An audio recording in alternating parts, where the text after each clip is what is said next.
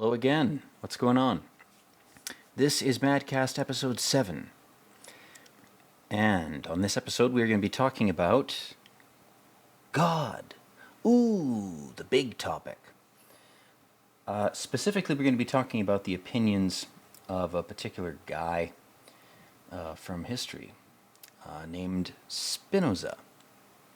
And the reason I want to chat about this guy is because his ideas basically converted me from an agnostic to a deist. And I don't think I'm ever going to go beyond deism. I don't think that human beings have the capacity to define God. That's just a personal opinion of mine. Criticize me all you'd like about that. But that's not the subject of this video. The subject of this video is going to be Spinoza's ideas. And I'm going to be talking about his ideas using this book from 1909. Because if you want to really read about anything that was truthfully written and hasn't been digitally suppressed, you got to go back a long fucking time. Sometimes you got to go back 100 years. So this is the book here. Spinoza's Works. There it is. Found it at a thrift store. It's amazing the shit you can find at thrift stores. You can find forbidden knowledge. You can find artifacts, treasures, genie lamps, all sorts of things. But as you can see, this was published in London in 1909. I don't know if the camera's going to pick this shit up. Anyway, if it doesn't, you're going to have to take my word for it. But this is a copy of Spinoza's Works, and this book includes his ethics, and his section on ethics includes this contemplation of God's existence, which to me mogs any other argument that I've come across for the existence of something that could be called God. And I don't want to be unclear. I want to be very specific. I want to put my cards on the table, so to speak. I don't think that it's any specific religion's God, any specific nation's God. And if that sounds like globalist cope to you, fine. Dislike the video, go fuck yourself. I'm not talking about current day politics. I'm not even talking about ancient politics, yo.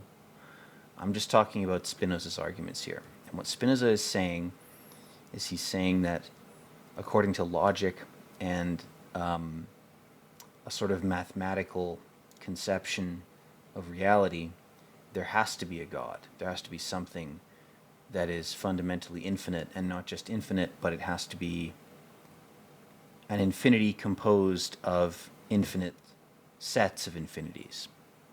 And if you've ever talked to a mathematician, if you've ever been unfortunate enough to go drinking with an engineer or to have a math major in your friend group, you'll know what I'm talking about, because at some point they probably will have said to you something about mathematical infinities and how epic and cool and Reddit gold, inducing those ideas are. But again, this book is over 100 years old, and Spinoza's ideas are 450 years old at least. And I'm not going to go into Spinoza's backstory because you can look this up online yourself. You can just look up the information. My summary of it is not going to be as effective as just like reading Wikipedia. Like go read it. Do some fucking reading. Sharpen your own fucking mind instead of listening to me slur my way through this video. Go look up Spinoza's Wikipedia article, you fucking lazy person. Essentially, he was a man of Portuguese and Jewish descent, and his ideas, his writings about the nature of God earned him a permanent excommunication from the Jewish community, the rabbinical community that had fomented him, that he had grown up in, that he had been educated in. He had some ideas that were too spicy or too contradictory, so he was excommunicated. But his ideas, to me, ring truer than any Christian, Buddhist, Jewish, Muslim, etc. philosopher or religious figure that I've ever come across. His ideas about why there must be a God, they work. They work with my particular brain. Einstein has said, "Oh, I believe in the same God as Spinoza." Who knows if that's true? But I'm not trying to associate myself with Einstein or even associate Spinoza with Einstein. I think anybody like Einstein would have done a lot of reading, and probably would have been exposed to Spinoza's ideas at some point. So I don't want to support the association with Spinoza and Einstein. I don't think that's necessarily indicative of either person's correctness or intelligence, or of mine for that matter. It's just, it's a fact of history. It's, Einstein said, "Oh, well, I like Spinoza's idea of God." So do I. I think it's a good idea. Maybe it's a midbrain idea. Maybe it's a Reddit idea of God. But again, it nudged me away from agnosticism towards deism. And that's the reason I'm making this video, because I want to try, probably unsuccessfully despite the assistance of this purified water that I have here, I want to try to sort of do a translation of Spinoza's ideas from this book. The way that they're phrased here is very old-fashioned. It's a translation from the original Latin that Spinoza was writing in.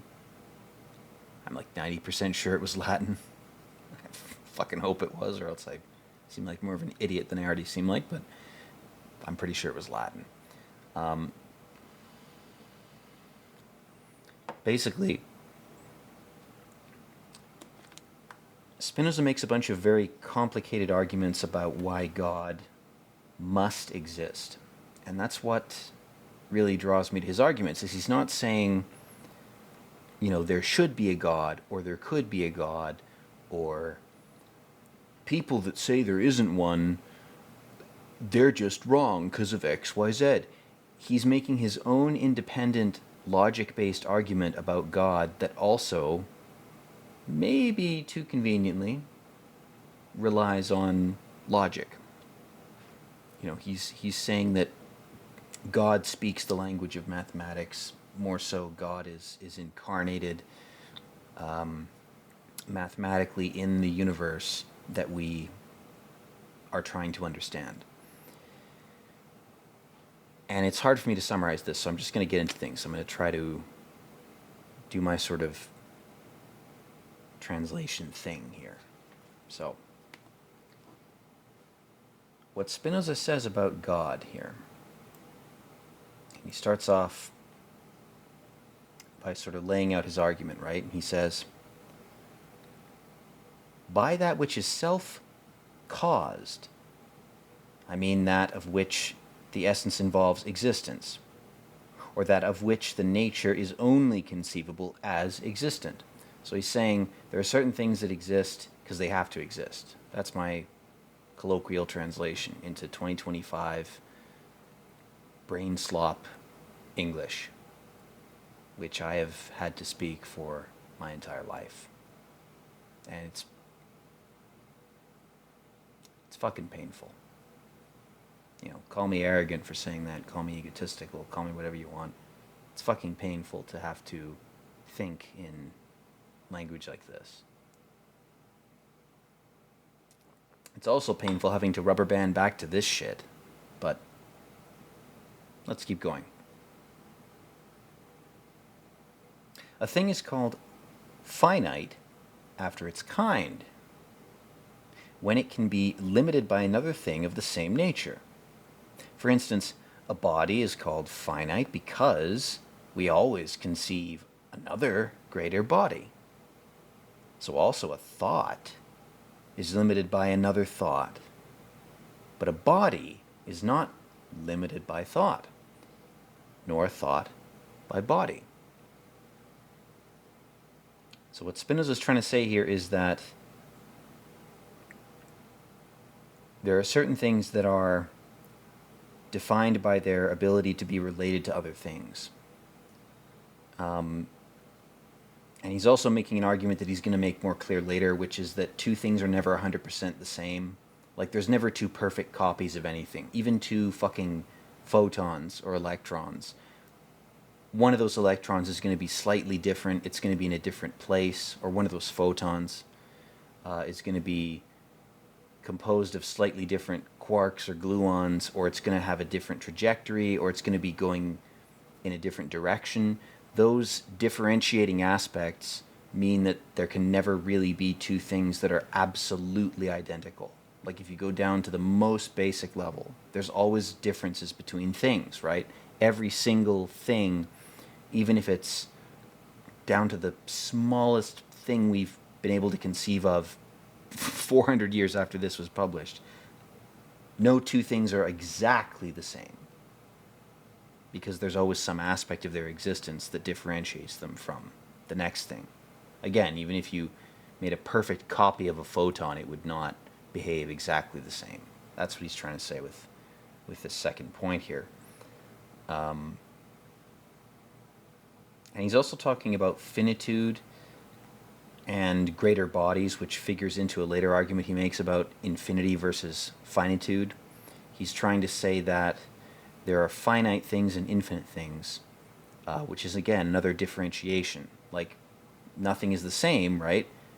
That means, of course, there can be things that are finite and things that are infinite.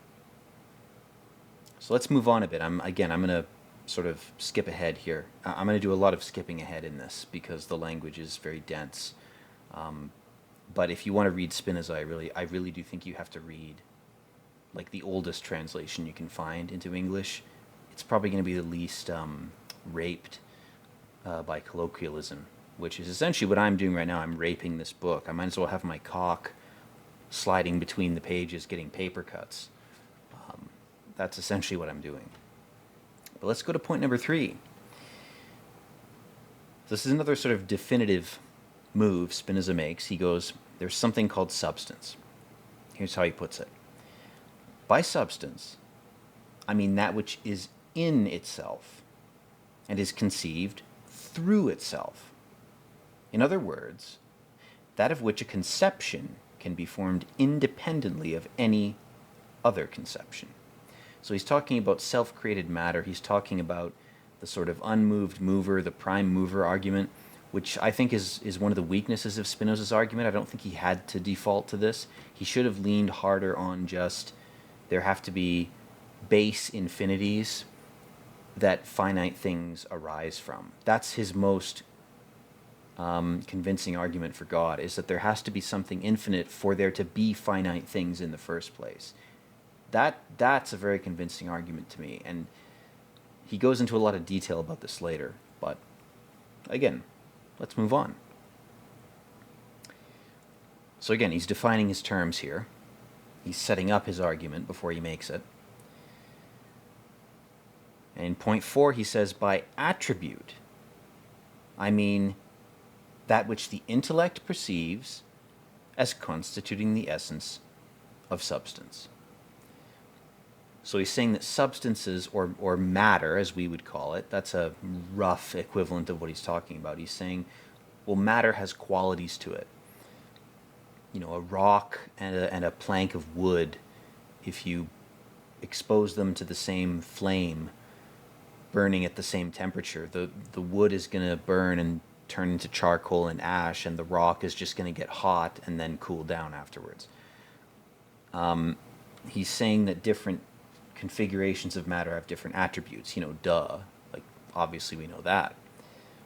But it's not the example that I just gave that's important. It's the definitions that Spinoza establishes, and it's his particular way of using logic, which he defines as God-given, to sort of recursively prove God's existence almost by just pointing to itself. Like he's saying, if I could summarize Spinoza's whole argument, and this is very ballsy, but I'll do it. I'll do it. I'll try.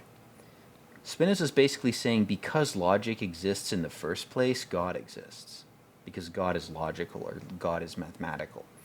And I don't want to mischaracterize that argument by going into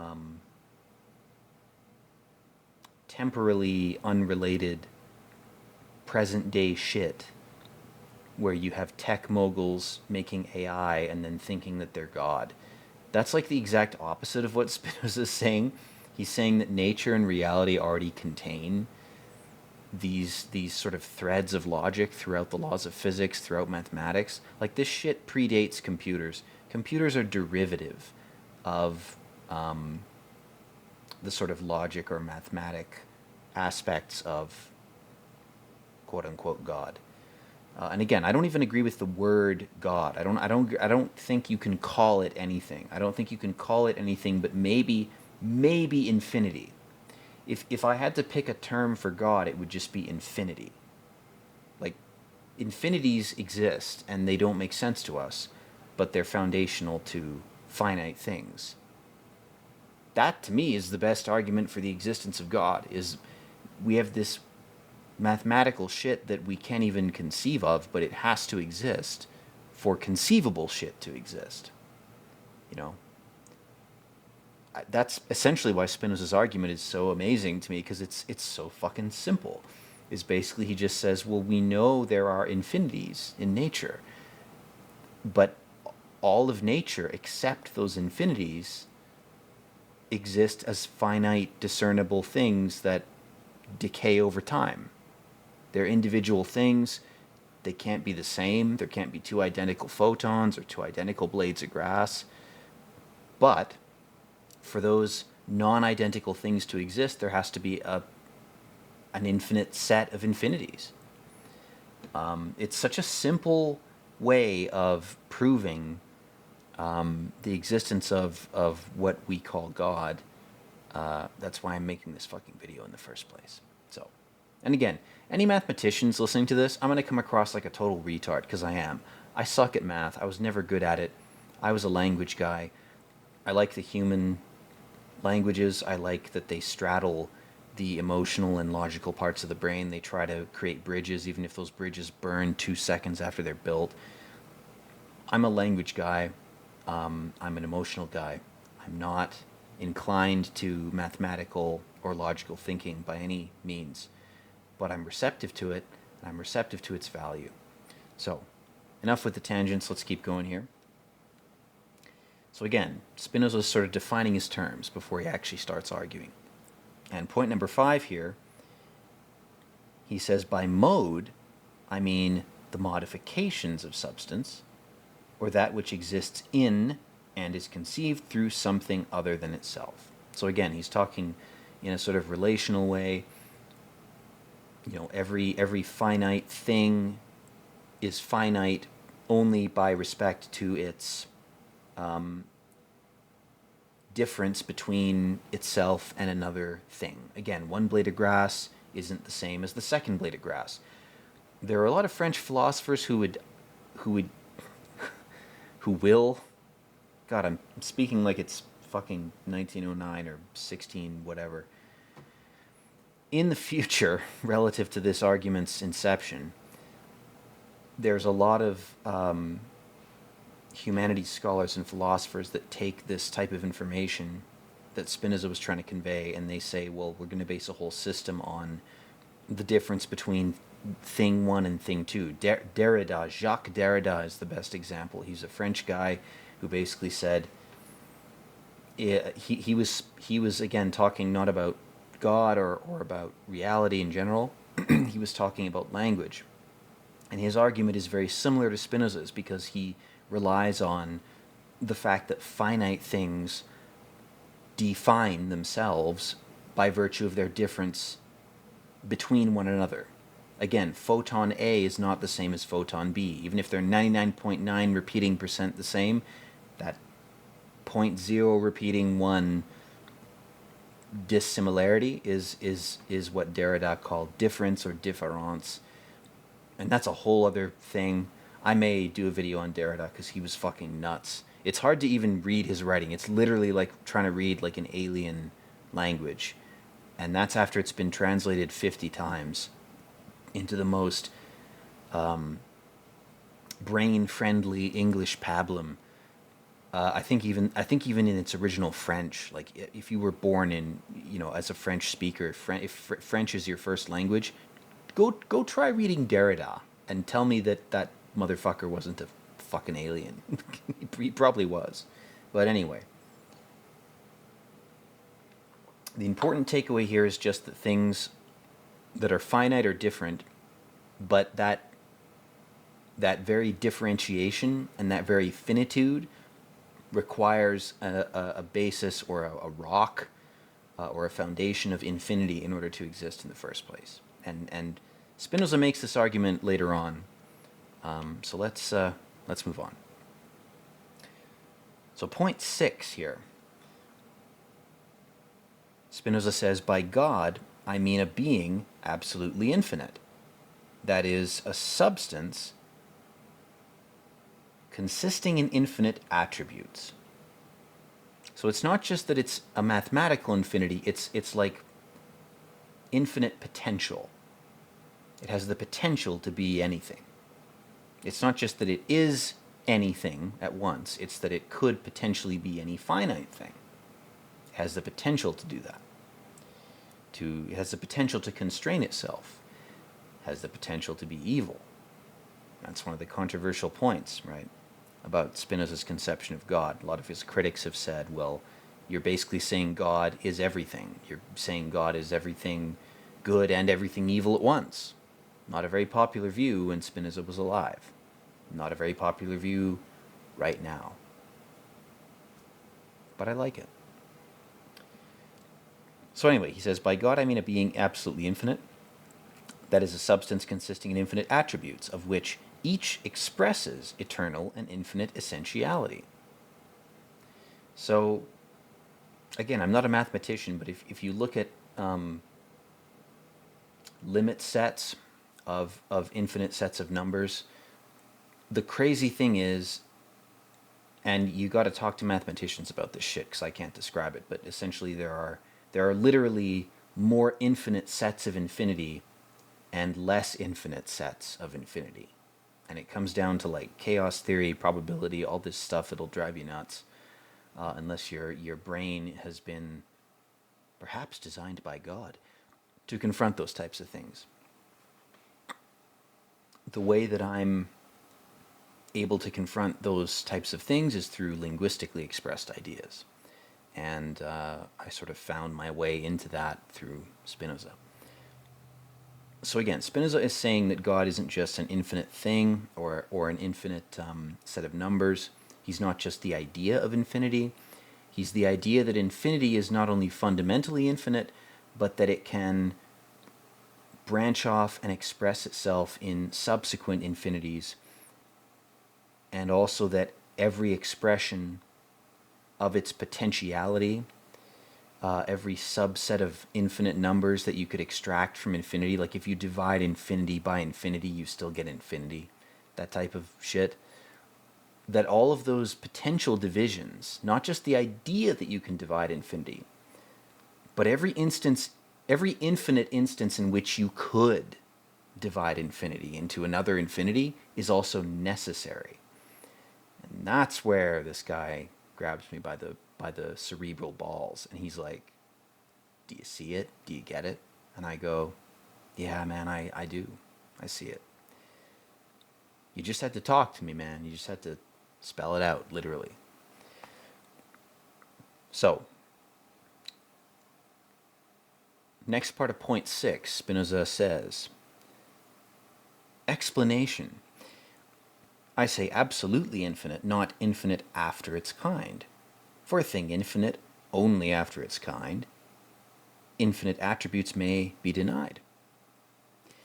But that which is absolutely infinite contains in its essence whatever expresses reality, and involves no negation. So again, he's saying that God is not just in the idea of infinity and that's it, full stop. Like, oh, God's infinite. No, it's more than that. It's that God is infinite, and also that infinity can be infinitely divided into infinite or finite things. Again, this is all very math-based shit. I'm sure to most people I sound like a total schizo retard for talking the way I've been talking, but go watch a math lecture on like infinity or limits to infinity, and you'll hear people talking exactly how I've been talking. In fact, far better than I have, I hope. But again, I'm talking about Spinoza's argument for God. That's the point of this video. I'm not talking about mathematics. I'm not talking about infinity or infinite sets. I don't know anything about that. I'm talking about how Spinoza uses these types of mathematical ideas metaphorically to conceive of some sort of divine basis for reality. So point 7, Spinoza writes, that thing is called free which exists solely by the necessity of its own nature, and of which the action is determined by itself alone. Sounds very American, very individualist there.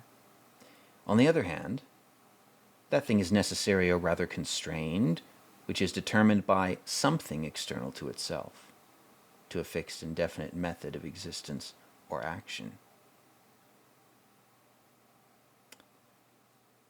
So this point is difficult. A lot of these points, they suffer because of the old language in this translation, but also I think the old language preserves a lot of the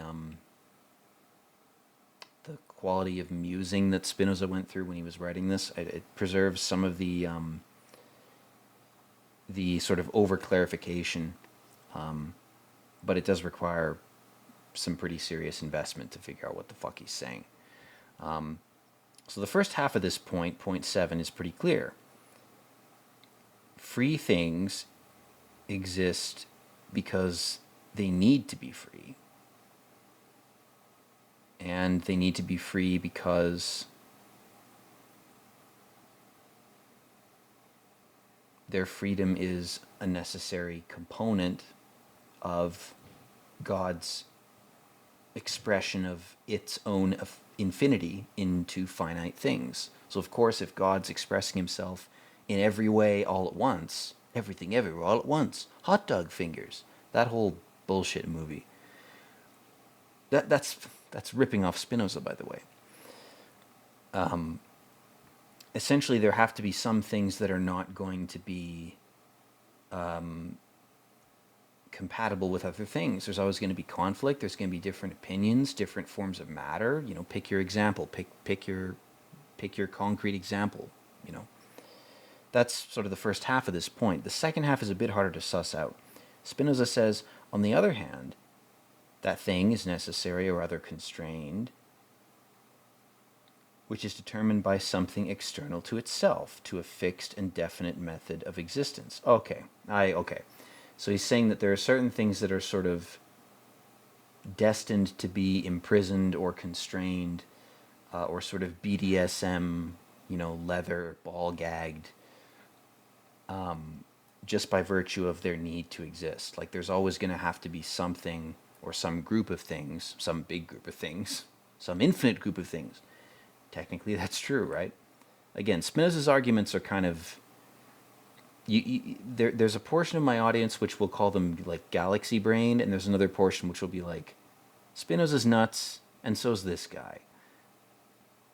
I mean, there's whole fucking courses devoted to Spinoza, man. There's no courses devoted to me. What does that tell you? My point is just... what Spinoza is saying is there are certain things that have to be constrained. There's certain demons that have to be bound if you really want to lean on the Christian conception. There's certain patterns in reality that have to be patterns. They have to be constrained just by virtue of the necessity of God's existence for there to be things that are not God, that are constrained, that are finite. That's Not exactly what he's saying here, but Spinoza's kind of alluding to that. And again, he talks about a lot of this later on, and because I've read past this point, I'm kind of getting ahead of myself. So let's get ahead. Let's move on to point 8. So again, Spinoza is still defining terms here. He goes, in point 8, he says, by eternity, I mean existence itself, insofar as it is conceived necessarily to follow solely from the definition of that which is eternal. So again, he's saying because there's an eternal, infinite sameness, there has to be a non-eternal, entropy-bound, dissimilar realm. So heaven is this eternal, infinite, unchanging thing, which is also God itself. That's what Spinoza is arguing. He's saying God and heaven are the same thing. You know, it's not that God lives in heaven or God created heaven. It's that, no, God and heaven are the same fucking thing. And non-heaven has to exist, not because God wanted it to, but because God couldn't exist if a non-God or non-heaven place didn't also exist. There has to be a contrasting realm. And it's not that, you know, God is feeding on you know, wherever we are. It's not that we're in hell. It's not that we're in purgatory. Spinoza doesn't argue any of that. He's just saying, look, given where we are and what we are, there is a need mathematically and logically for there to be a balance to our current situation. And that's why this argument is so beautiful and so brilliant, and it seems like it might be a God-given argument. It's very convincing. You know, I can't claim that it's true. I mean, there have been scholars for 400 years trying to claim it's true. This video is not going to vindicate Spinoza. like I'm not gonna fucking do that. I'm just saying, hey, I like this guy, and I'm gonna make a random ass video that 5 people will watch, and then a solar flare will destroy all of the shit that we've accumulated on these hard drives, and we'll just have to go back to farming for another 100 years. Who the fuck knows what'll happen? You know? It's whatever, yo. Anyway, going back to things. Again, point 8. We'll go over it one more time really quick. By eternity, I mean existence itself, and insofar as it is conceived necessarily to follow solely from the definition of that which is eternal. So eternity sort of defines itself, and it defines itself again by the existence of finite, non-eternal things, which we've already established, so let's move on. The second half of point 8. This is long-winded shit, guys. Most of you have clicked off the video by now. If you haven't, hey, how's it going? Let's talk about the second half of point 8. And again, this is Spinoza trying to define his terms. He's trying to clarify what his argument is. I weep for the days when people gave enough of a shit to spend this long clarifying terms before you start a fucking debate. It's almost pointless to start a debate if you haven't put the effort in to clarify your terms. And it has to be this much of an effort, man. You have to be this dogged about putting the fucking effort in, or your argument is just going to be torn apart by the first guy with half a brain to encounter it. Anyway, respect to Spinoza. The second half of point 8, Spinoza says, explanation. Existence of this kind is conceived as an eternal truth, like the essence of a thing, and therefore cannot be explained by means of continuance or time, though continuance may be conceived without a beginning or end.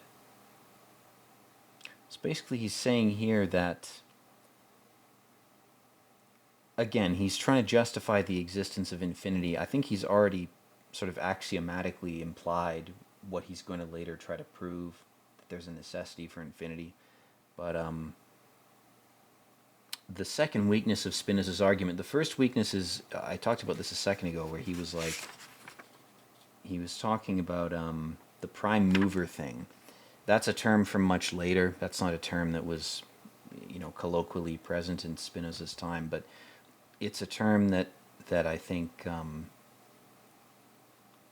applies to a small part of his argument, and that's one of the weaker parts. The other weaker part is this second half of point 8, where he talks about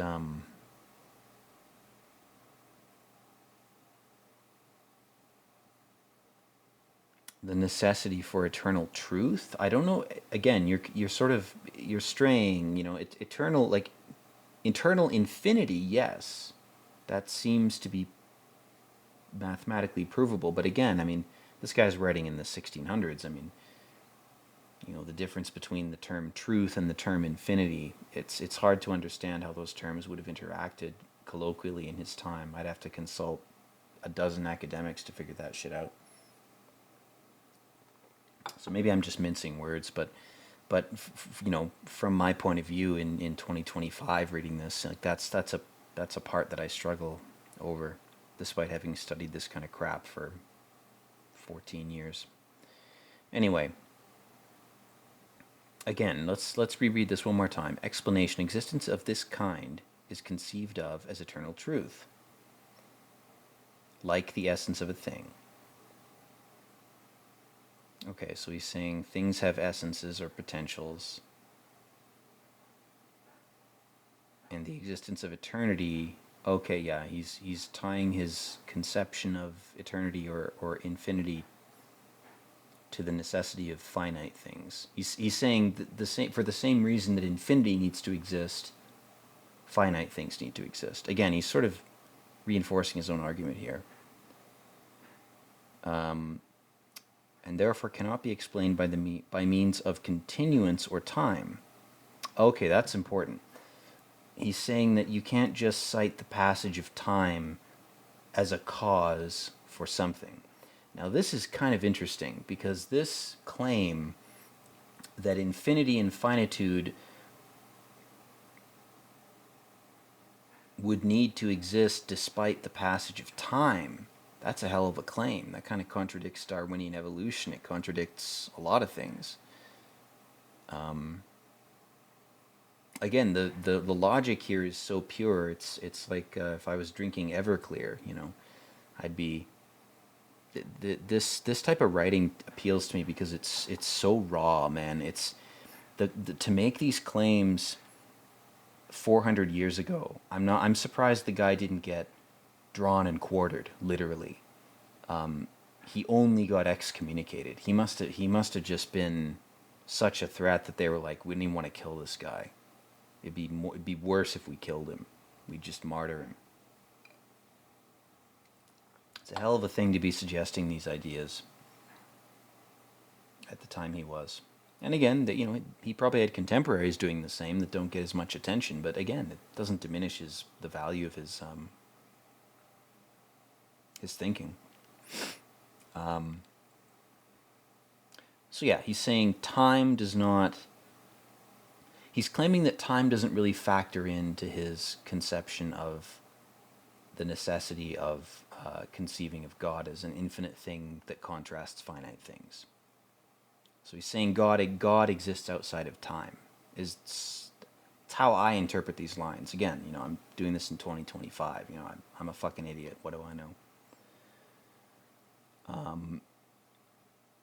But then his last sentence here, his last point, or the last part of the sentence is, though continuance may be conceived without a beginning or end. So he's admitting that even if God exists outside of time, time itself might not be a finite set. Time itself might be infinite. It might be a loop. Time is a flat circle. It's that True Detective quote, right? So he's allowing for the speculation that time is not a linear point A to point B thing. Even if point A to point B takes 50 trillion years, he's saying, well, it might be a loop. It might be a Gordian knot. It might be an infinity symbol. It might be a flat circle. But he's saying God exists outside of even that. So that's the point of the argument here. That's the point of point 8. So with that having been said, I have gotten a page and a half through this book. You can always tell a good book by how slowly you have to read it. So I'm going to end this video here, guys. That's going to be my teaser. I'd like to do a series on this. I'd like these videos to get more than 5 views. I would love it if somebody actually gave a fuck about this type of shit, because jobs in academia are going to disappear. They're going to be consumed by the beast of AI, and it would be great if I could just make a living talking about this type of shit, whether it's literature, language, philosophy, whatever. I do also have crazy unhinged rants on this channel. I do crazy takes about things. I understand that I'm not the ideal YouTuber type guy. If I'm not, I'll probably just delete all the videos on this channel. It was just a random experiment. If the experiment fails, then I'm not going to keep repeating it. But I would love to talk about stuff like this to an audience that isn't overpaying for a college degree that will not get them a job, because I'm that guy. I don't think I'm an avid job. I don't think any college is going to hire me. Even if I were to clean up my image and delete everything and use, Aura and Erase Me or whatever the fuck kind of apps there are, that's just cope. Everything about you is being stored somewhere by somebody. And I'm no stranger to that. I have no delusions about that. I just say what I want to say because I've reached a point in my life where I'm tired of shutting up. I'm tired of lying. So I'm going to talk about what I want to talk about. And if the system I'm in doesn't want to receive what I'm saying, then fuck the system. I'm not going to try to blow it up. I'm not going to do anything crazy. I'm just going to wither away and die. And I'm fine with that. If that's my fate, if that's what has to happen, then that's going to happen. I will continue to do what I want to do, regardless of how beneficial or damaging it is to me, because it's what I want to do. I'm living my truth, guys. I checked my horoscope. I opened a newspaper at the pizza place, and it said, "Live your truth or die trying." I brought a tear to my eye. Anyway, I'm going to continue this Spinoza shit. We're going to keep coming back to this. I want to do a whole series on this. Hope you guys liked the Sam Hyde video, by the way. That was just a one-off thing. I like the guy. He's cool. I like his comedy. I had some spare time, so I ranted about him for quite a while. It's like 3.5 hours. God damn. Yeah. But maybe I'll do that again. Maybe I'll do something else. Who knows? Regardless, hope you're doing well in your life. Hope your loved ones and family are doing well. Hope your friends are doing well. Hope you're stacking cash however you can. And I wish you all the best. As always, peace out.